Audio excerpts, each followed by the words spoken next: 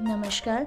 हर दिन पावन श्रृंखला में आज 14 अक्टूबर की कड़ी में हम बात करते हैं आपातकाल के प्रखर प्रतिरोधी प्रभाकर शर्मा जी के बारे में। भारतीय लोकतंत्र के इतिहास में आपातकाल का विशेष स्थान है। इंदिरा गांधी ने अपनी तानाशाही स्थापित करने के लिए संविधान के इस प्रावधान का दुरुपयोग किया, जिससे 26 जून 1975 को देश एक काल रात्रि में घिर गया।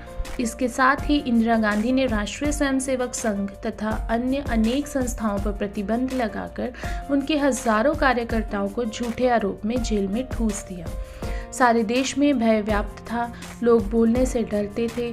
सेंसर के कारण समाचार पत्र भी सत्य नहीं छाप सकते थे। जेल में लोगों का उत्पीड़न हो रहा था। ऐसे में 85 वर्षीय वयोवृद्ध सर्वोदय कार्यकर्ता श्री प्रभाकर शर्मा ने एक ऐसा कदम उठाया जिसने वे इतिहास में अमर हो गए।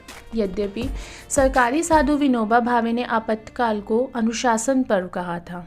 श्री प्रभाकर शर्मा ने गांधी जी के आह्वान पर 1935 में ग्राम सेवा का व्रत स्वीकार किया था। तब से वे इसी काम में लगे थे। उनकी कोई राजनीतिक महत्वाकांक्षा नहीं थी, पर जब उन्होंने निर्दोष लोगों का उत्पीड़न होते देखा तो उनकी आत्मा चित्कार उठी और उन्होंने इसका विरोध करने का निश्चय किया। श्री प्रभाकर शर्मा ने 14 अक्टूबर 1976 को सुरगाम के वर्धा महाराष्ट्र में अपने हाथों से अपनी चिता बनाई। शरीर पर चंदन का लेप कर उस पर खूब घी डाला, जिससे आग पूरी तरह भभक कर जल सके। इसके बाद वे स्वयं ही चिता पर बैठ गए। उन्होंने आसपास उपस्थित अपने सहयोगियों और मित्रों को हाथ उठाकर निर्भय रहने का संदेश दिया और चिता में आग लगा ली। कुछ ही देर में चिता और उनका शरीर धू कर जलने लगा, पर उनके मुंह से एक बार भी आह या कराह नहीं निकली। इस प्रकार लोकतंत्र और वाणी के स्वामित्व की रक्षा हेतु एक स्वाधीनता सेनानी ने बलिदान दे दिया। चिता पर चढ़ने से पूर्व उन्होंने एक खुले पत्र में इंदिरा गांधी और उनके काले कानूनों को खूब लताड़ा है। यह पत्र आपातकाल के इतिहास में बहुत चर्चित हुआ। वे लिखते हैं, ईश्वर और मानवता को भूली हुई पशुबल से संपन्न सरकार ने लोगों की स्वतंत्रता छीनकर सत्य पर प्रहार किया है।